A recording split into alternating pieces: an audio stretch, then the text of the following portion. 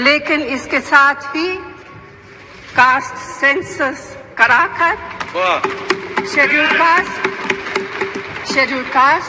Schedule tribe, OBCs की महिलाओं के आरक्षण की व्यवस्था की गई। साथियों नमस्कार, मैं हूं आर्यन बोध और आप देख रहे हैं बिग इंडिया टीवी।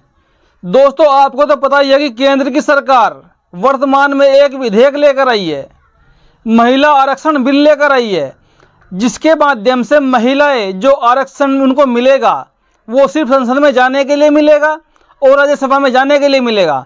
लेकिन दोस्तों, जो बयान बहन कुमारी मायावती जी ने इस बिल को लेकर दिया है, जो टिप्पणी की है, आज वही बयान कांग्रेस की पूर्व अध्यक्ष वर्तमान की सांसद सोनिया गांधी ने दिया है। दोस्तों जी हाँ दोस्तों, आपको बताऊं, बहन कुमारी मायावती जी ने कहा था कि जब तक इस आरक्षण के अंदर कोटा विदिन कोटा नहीं होता, यानी कि जो कोटा मोदी सरकार 33% का महिलाओं के लिए लेकर आई है संसद के लिए, राज्यसभा के लिए, उसके अंदर भी SC, ST और OBC की महिलाओं का कोटा अलग से होना चाहिए।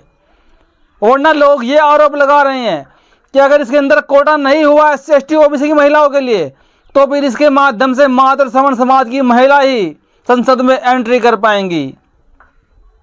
जो गरीब महिलाएं हैं, जो पिछड़ी महिलाएं हैं, दलित महिलाएं हैं, उनको मौका नहीं मिलेगा। और इसी बात को आज सोनिया गांधी जी ने संसद में उठाया है दोस्तों, बड़े जोर शोर से।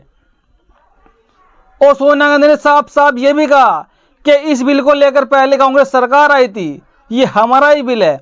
जो हमारे पति थे राजीव गांधी, उनका एक सपना था कि हमारी देश की महिलाएं संसद में जाकर बैठे, उनका सपना आज पूरा होने जा रहा है। लेकिन उन्होंने ये भी कहा कि जब तक इसमें SC, ST, OBC की महिलाओं का कोटा लागू नहीं हो जाता, तब तक हम इससे सहमत नहीं होंगे। और दोस्तों, एक तरफ देश में बहुत बड़ी रैली निकल रही है। जी हाँ, आपको बताऊं तो भीम आर्मी के प्रमुख चंद्रशेखर आजाद रावण जी है, उन्होंने पूरे देश में संविधान बचाओ यात्रा निकालने की शुरुआत कर दी है। और आज भी रैली बड़े जोरों शोरों से निकल रही है। दोस्तों, आप बराबर में देख सकते हैं संविधान बचाओ यात्रा की जो रैली है वो लगातार हर शहर से होकर गुजरेगी दोस्तों। क्योंकि दोस्तों, आपने देखा होगा, जब से केंद्र में बीजेपी सरकार आई है, तब से ही बीजेपी में रहने वाले नेता लगातार संविधान पर हमले बोल रहे हैं कि हमारे देश का संविधान सही नहीं है, इसमें कमियां हैं, इसको बदल देना चाहिए दोस्तों। और दोस्तों, उसी चीज़ को देखते हुए आज भीम आर्मी के प्रमुख चंद्रशेखर रावण रैली निकालने को तैयार हो गए हैं, यात्रा निकालने को तैयार हो गए हैं। और दोस्तों, बाकी आपको बताऊं, इंडिया वर्सेस एनडीए वाला गठबंधन, इनमें लड़ाई तेज होने वाली है दोस्तों। क्योंकि कहीं ना कहीं एक खबर हवा में चलकर आ चुकी है कि बहन कुमारी मायावती जी इंडिया वाले गठबंधन के साथ पक्का जाने वाली हैं। एक तो आप देख सकते हैं कि सोनिया गांधी जी ने बहन कुमारी मायावती जी के जो फैसला उन्होंने लिया था, जो टिप्पणी उन्होंने की, जो बयान दिया, उसी बयान का समर्थन करते हुए संसद के अंदर सबके सामने खुले मन से उन्होंने कहा कि इस कोटे के अंदर SC, ST, OBC की महिलाओं को अलग से कोटा मिलना चाहिए। और साथ ही साथ सोनिया गांधी जी ने कहा कि जो बाबा साहब ने संविधान लिखा था, उसके माध्यम से जो हमारे देश में नेहरू जी के सपने हैं, सरदार पटेल जी के सपने हैं, अंबेडकर जी के सपने हैं, उनके सपने पूरे होने वाले हैं। लेकिन इस कोटे के अंदर महिलाओं को कोटा अलग से दिया जाए, सवर्ण समाज का कोटा अलग हो, SC का अलग हो, OBC का अलग हो, ST का अलग हो, अल्पसंख्यक का कोटा दोस्तों अलग हो।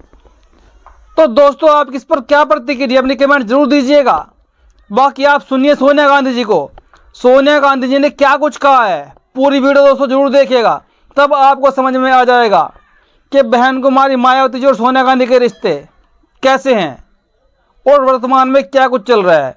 क्योंकि आपने देखा, लगातार अखबारों में खबरें भी छपने लगी हैं कि बहन जी को गठबंधन में लाने के प्रयास तेज हो चुके हैं। देखिए आप इस वीडियो को। भारतीय राष्ट्रीय कांग्रेस की तरफ मैं नारी शक्ति बंधन अधिनियम 2023 के समर्थन में खड़ी हुई।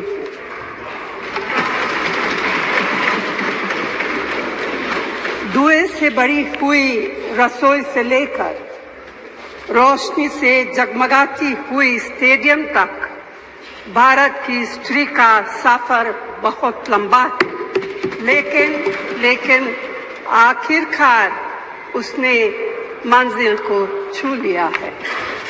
उसने जन्म दिया, उसने परिवार चलाया, उसने पुरुषों के बीच तेज दौड़ लगाई और असीम धीरज के साथ अक्सर खुद को हारते हुए लेकिन आखिरी बाजी में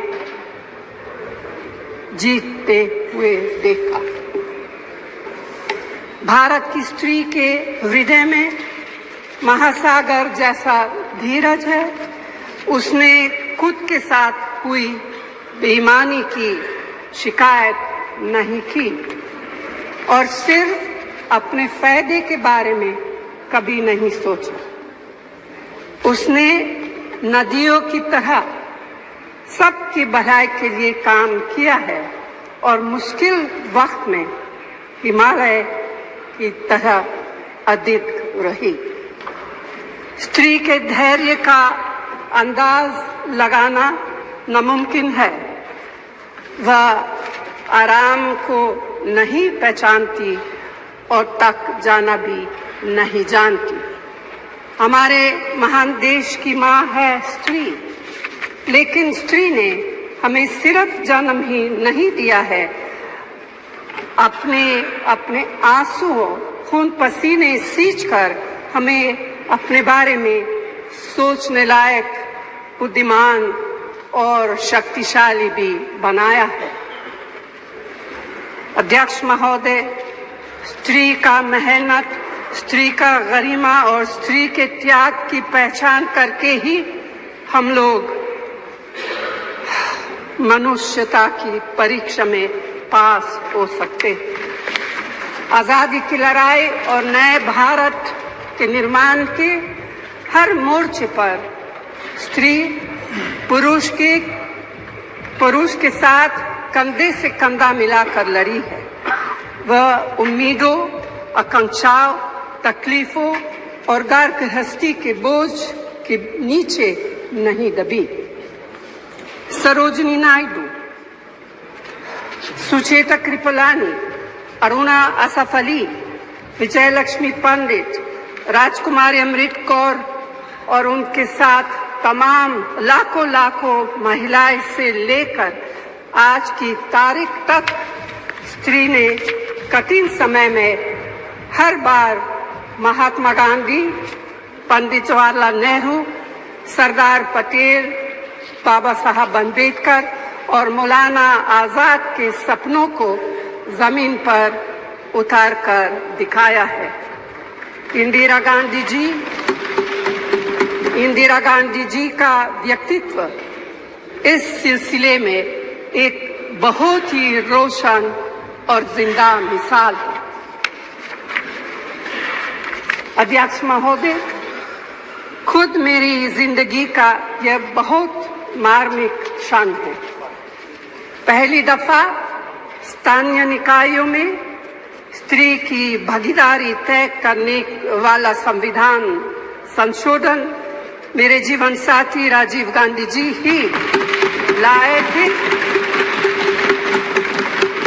उन्होंने लाए थे जो राज्यसभा में 7 वोटों से गिर गया था।